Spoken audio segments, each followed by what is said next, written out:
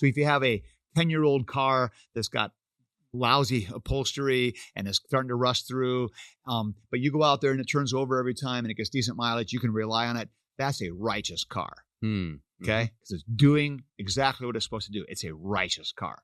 That's righteousness. Now, from that standpoint, Luther articulates this explicitly in his great Galatians commentary. It's Luther's Works, volume 26, and he does it from pages 3 to 12. In the space of 9 pages, he lays this out beautifully, and he calls this the argument of Paul's letter to the Galatians. In other words, this is the basic framework you have to know to make sense of what Paul's doing in Galatians.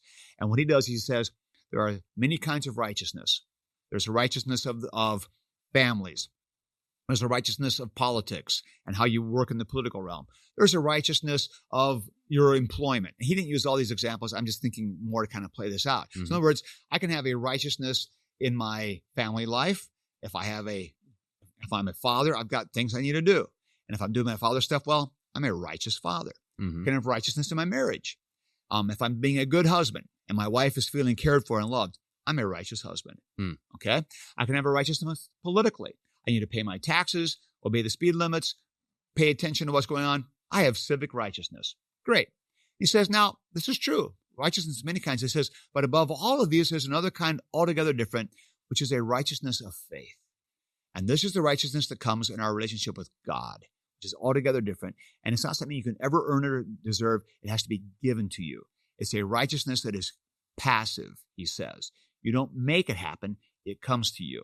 So then basically he says, essentially, there are really just two kinds of righteousness then.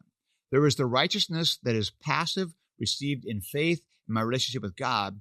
Then there are all the other kinds of righteousnesses, which are all active, things that I'm doing in my responsibilities, in my vocations, another huge term that is relevant here, in all these tasks that God has given me. When I'm doing what I've been given to do, I have a righteousness in those realms, and that's my job.